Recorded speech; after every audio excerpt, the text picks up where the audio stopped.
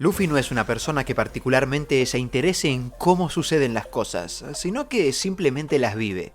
Él transita los eventos, por muy descabellados que sean, y los disfruta. De hecho, cuanto más descabellados, mejor para él. Él se divierte y le apasiona lo fantástico que puede llegar a ser el mundo en ciertas ocasiones con respecto a lo que ese mundo tiene para ofrecerle. En ese sentido, se me vienen a la mente las palabras de Vegapunk cuando presentó su teoría sobre las frutas del diablo, culminando con la frase ¿acaso este mundo no es interesante? Es así que un suceso a nivel legendario, como el despertar de un antiguo conocido de Joy Boy, que requiere de una explicación detallada de acontecimientos relacionados al siglo vacío, para Luffy no es más que la manifestación de algo emocionante y divertido. Para él, simplemente y después de desearlo, que no es poca cosa, Emmet emergió del océano y le dio un puñetazo directamente a uno de los ancianos del gobierno mundial para ayudarlo. ¿Qué mejor manera de presentar a un personaje cuya historia será vital en el transcurso del mejor flashback de todo One Piece que hacerlo frente a la genuina emoción de nuestro capitán? Si efectivamente Emmet es el nombre de este gigante, entonces estoy casi seguro de decir que su relación con Joy Boy será mucho más que significativa y emocionante, porque su aparición en este capítulo ocurrió a la par de lo que probablemente sean las primeras palabras que leemos de Joy Boy en toda esta historia. No es como si generalmente las primeras palabras de un personaje fuesen lo suficientemente importantes para resaltar en un análisis, pero por poner un ejemplo, las primeras palabras de Oden fueron aquellas que conformaban su frase característica, y por lo tanto, las últimas que dijo en vida.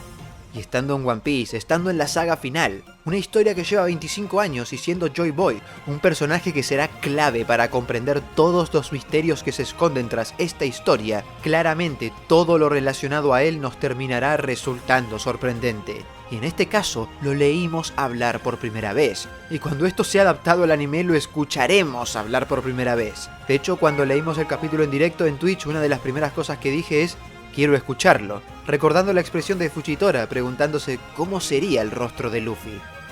Y lo que dije sobre la importancia entre Joy Boy y este robot gigantesco es que Oda esperó para mostrarlos a Emmet actuando, moviéndose una vez más y golpeando a un Gorosei para presentar estas primeras palabras a modo de recuerdo por parte del gigante.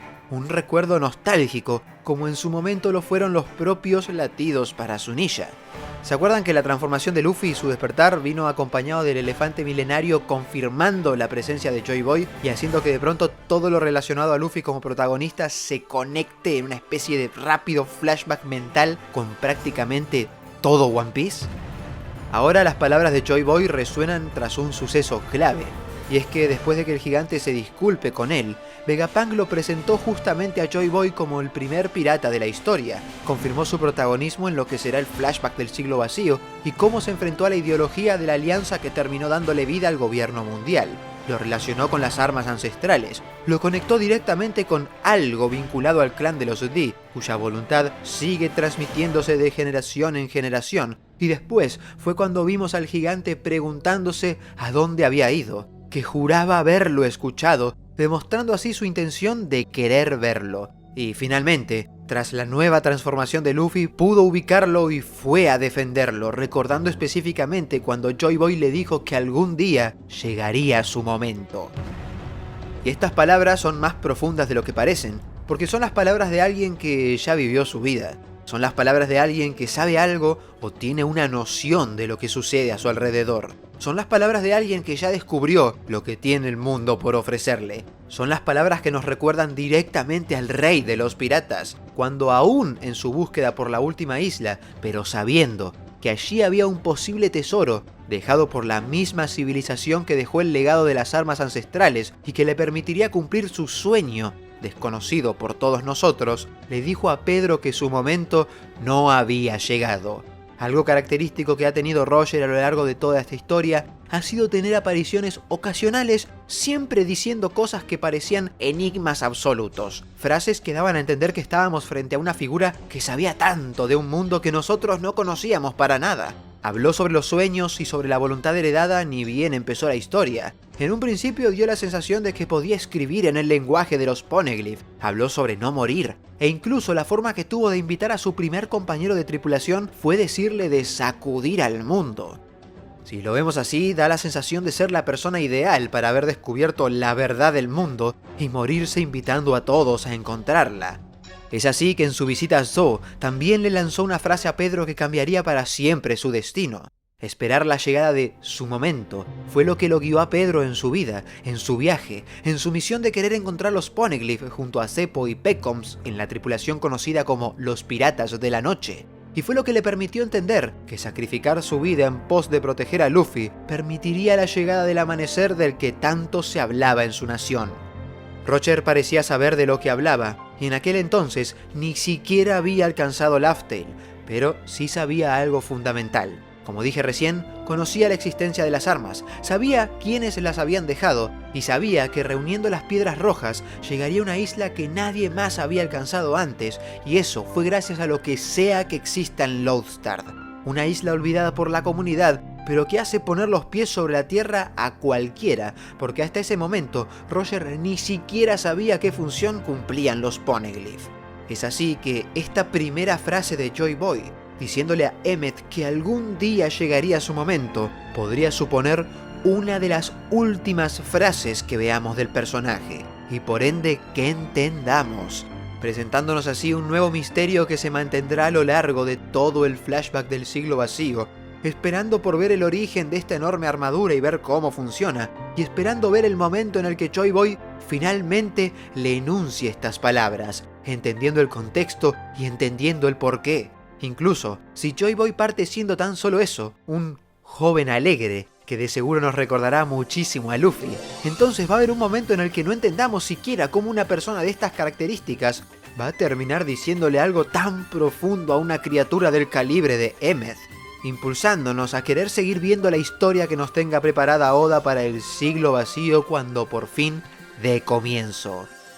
Tal como me pasaron en Twitch inmediatamente después de leer el capítulo, gracias Hana Hana no Mi, y esto de seguro ya se convirtió en sujeto de análisis por la comunidad, Emmet puede hacer referencia a la palabra verdad en hebreo y vincularse con las leyendas relacionadas a los golem. Y según la más popular de todas, un rabino creó a un golem con la intención de que proteja a la comunidad de Praga, y para darle vida tuvo que escribir justamente la palabra Emmet, y tras encomendarle su misión a través de distintas tareas, la criatura cumplió a rajatabla dichas acciones, llegando a malinterpretar algunas, lo que terminó ocasionando varios desastres, motivo por el cual el rabino terminó por desactivarlo, borrando la primera letra de la palabra Emmet y convirtiéndolo en Met, muerte en hebreo. No hace falta investigar mucho para toparse incluso con una anécdota mediante la cual la esposa de este rabino le pidió al golem que saque agua del río, y en una respuesta sumamente literal por parte de la criatura, esta terminó por inundar la ciudad de tanta agua que sacó de manera constante. Una criatura creada artificialmente, con vida otorgada de manera casi divina, el concepto de verdad, la palabra Emmet, errores estúpidos que terminaron causando una inundación y su desactivación. Muchas son las referencias que nos llevan exactamente al punto donde estamos parados actualmente en la historia de One Piece, sobre todo con este tal Emmet, cuyas primeras palabras fueron unas disculpas hacia Joy Boy, la fuente de energía que le da la vida.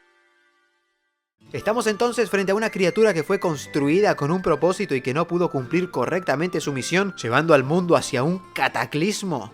Si esto lo relacionamos con que Zunisha cometió un supuesto crimen por el cual fue castigado, entonces la historia parece llevarnos a una serie de cagadas que se mandaron en el siglo vacío de proporciones exageradamente preocupantes. Sin embargo, no podemos olvidar que Oda suele darle una hermosa vuelta de tuerca a todas las referencias en las que se puede inspirar para crear su historia. Como siempre usó de ejemplo, se basó en los vikingos y su mitología para crear a los gigantes, que en dicha mitología en realidad son los enemigos de los vikingos, por lo que esto nos puede llevar a pensar que la historia detrás de Emmet tendrá otro propósito y un par de giros interesantes. ¿Por qué? Si se supone que la fuente de energía de la que habla Vegapunk y que él replicó de alguna manera funcionó con un arma ancestral pero no lo hizo con Emmet. ¿Qué hay de diferente con los latidos de la liberación y exactamente cómo creó la Mother Flame? En el caso de Emmet en particular, podríamos estar hablando de alguien o algo que fue salvado por Joy Boy. Quizás la voluntad que vive dentro de él tiene otro origen y sea uno precisamente desgarrador, porque su anhelo de querer ver a Joy Boy demuestra un apego emocional bastante fuerte, Y la culpa que siente en su interior, llevándolo a pedirle perdón, debe ser algo que le pesa muchísimo como para manifestarse frente a Luffy y saber directamente a quién debía atacar de un puñetazo. Lo que me impacienta ahora es ver cuál será su próximo movimiento. ¿Simplemente se quedará en aquel lugar protegiendo a lo que él considera que es Joy Boy? ¿O se dará vuelta para interactuar con él? Según la leyenda de los golems, son criaturas que no pueden comunicarse, pero para ello en One Piece existe la voz de todas las cosas, una voz que Luffy puede escuchar.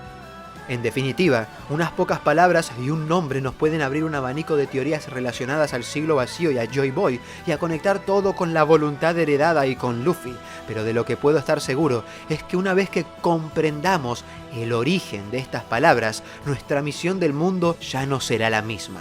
No lo está haciendo ahora después del discurso de Vegapunk, obviamente, pero probablemente cuando lo comprendamos estaremos en un punto absoluto de no retorno, en el que muchos de los secretos de One Piece en ese entonces ya se nos hayan revelado. Mientras tanto, Luffy disfruta como un niño sin tener idea de nada de lo que acabamos de analizar y plantear de la aparición de semejante criatura legendaria, Emmet. Comenten qué ideas tienen relacionadas a él y qué opiniones tuvieron de este video. Suscríbanse si todavía no lo hicieron, si les gusta este contenido y quieren estar al tanto de cada video que suba. Y si gustan, pueden sumarse como miembros de mi tripulación, a los cuales les agradezco como siempre el apoyo de todos los meses. Yo soy @LautaroSeiren y me despido.